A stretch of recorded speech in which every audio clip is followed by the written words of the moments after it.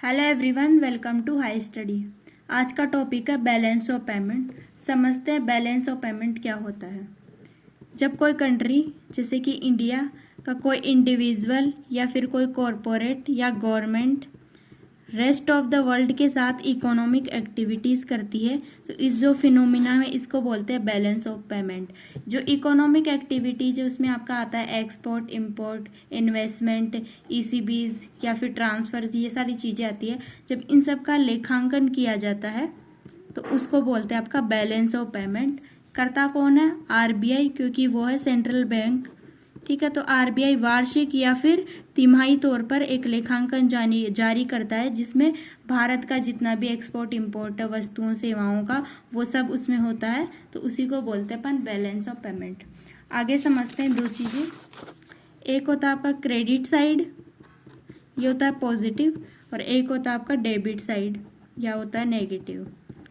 Credit side में कौन सी चीज़ें रखते हैं?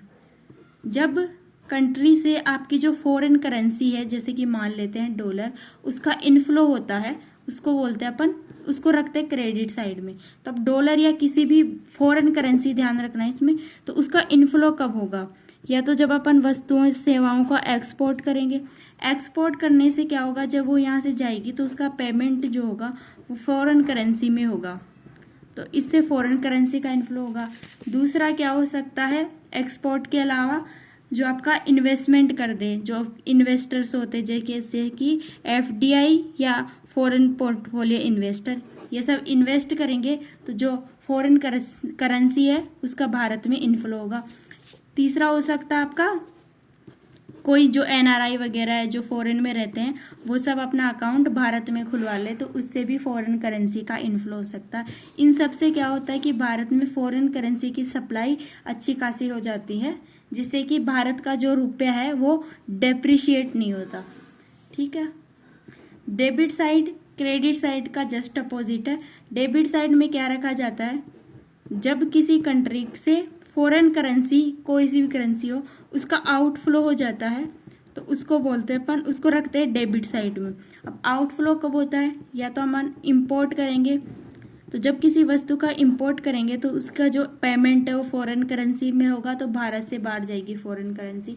दूसरा हो सकता है कि जो आपके इन्वेस्टर है वो अपना इन्वेस्टमेंट भारत से निकाल के किसी दूसरी कंट्री में लगा दे, तो इससे भी आपकी जो फॉरेन करेंसी है उसका इनफ्लो कम हो जाएगा और इसका आउटफ्लो हो जाएगा।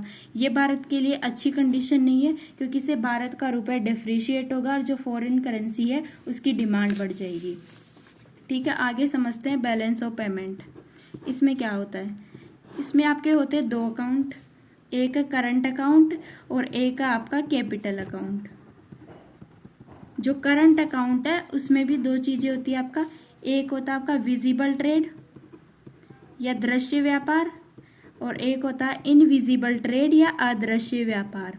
जो विजिबल ट्रेड है मीन्स वो दिखाई देता है अपन को। विजिबल में आता है आपका मर्चेंडाइज एक्सपोर्ट, मीन्स वस्तुओं का व्यापार, जैसे कि कंप्यूटर हो गया या फोन वगैरह, जिन सब चीज़ों को अपन देख सकते हैं वो होती है आपकी विजिबल ट्रेड। इनविजिबल या अदृश्य में क्या क्या आता है? एक तो आती है आपकी सर्विसेज, जितनी भी आपकी सेवाएं हैं, सर्विस सेक्टर वो पूरा इसमें आएगा अदृश्य में। दूसरा आपका आय कैसे कैसे आ सकती है? जैसे कि लाभ हो गया या ब्याज प्राप्त हो गया या लाभांश, आपका डिविडेंड मिल गया, तो इन सब से आपकी आय बढ़ती है।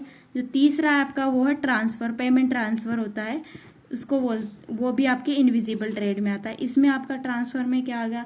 जैसे कि उपहार हो गए, रेमिटेंस हो गया, ये सब किस में आएगा? आपका ट्रांसफर पेमेंट में। ठीक है, जो ये टोटल है इसको बोलते हैं आपके विजिबल ट्रेड बैलेंस या फिर वस्तु व्यापार संतुलन, और ये जो टोटल है इसको बोलते हैं आपका इनविजिबल ट्रेड बैलेंस या अदृश्य व्यापार संतुलन। ठीक है, अब कैपिटल में समझते हैं क्या क्या आता है। कैपिटल में एक आता है आपका इन्वेस्टमेंट। अब इन्वेस्टमेंट दो तरीके से आ सकता है, एक तो एफडीआई के माध्यम से, और एक आता है आपका फॉरेन पोर्टफोलियो इन्वेस्टर के माध्यम से। दूसरा आप ऋण ले सकते हैं, वो होता है आपका एक्सटर्नल कमर्शियल बोरोविंग। तीसरा होता है आपका एनआरआई का अकाउंट हो सकता है, जो भारत से बाहर रहते हैं पर भारत में उनका अकाउंट हो, तो ये होता है आपका कैपिटल अकाउंट। ठीक है, ये सारा जो आता है इसको बैलेंस ऑफ पेमेंट में रखते हैं। ठीक है, जो आपका अदृश्य व्यापार है ये जनरली अपन का नुकसान में रहता है, क्योंकि भारत का जो वस्तु व्यापार है वो उसका इंपोर्ट ज़्यादा और एक्सपोर्ट कम है, जबकि जो इनविजिबल ट्रेड है उसमें अपन सरप्लस में रहते हैं, क्योंकि भारत का एक्सपोर्ट ज़्यादा है इंपोर्ट के तुलना में।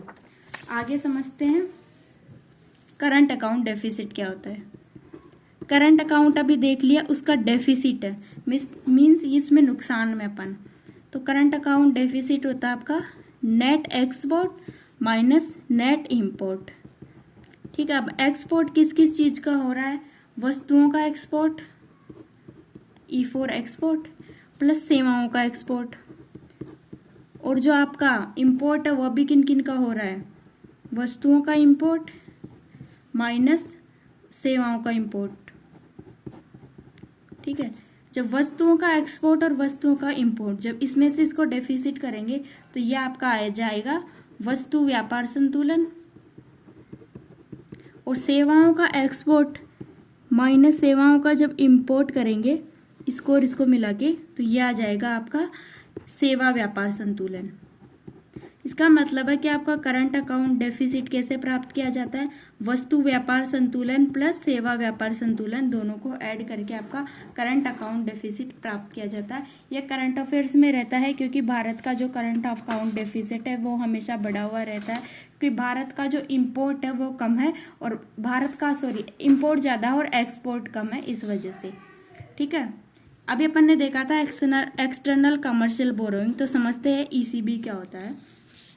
जब भी भारत सरकार या फिर राज्य सरकार दोनों में से कोई भी कमर्शियल आ रहा है, मींस जब फॉरेन का कमर्शियल बैंक है, ठीक है, उससे फॉरेन करेंसी में ऋण लेती है, लोन लेती है, वो भी टाइम पीरियड कम हो और उसकी जो ब्याज दर है वो ज़्यादा हो, तो इसको बोलते हैं आपका एक्सटर्नल कमर्शियल बोरोइंग। इसे एक्सटर्नल मतलब बाह्य क्षेत्र से ले रहे, विदेश के फॉरेन बैंक से ले रहे, फॉरेन करेंसी में ऋण लेते हैं कम समय के लिए जिसमें ब्याज दर ज़्यादा देनी पड़ती है, तो वो होता है आपका एक्सटर्नल कमर्शियल बोरोइंग। अब एक होता है आपका FDI और एक होता है आपका FPI।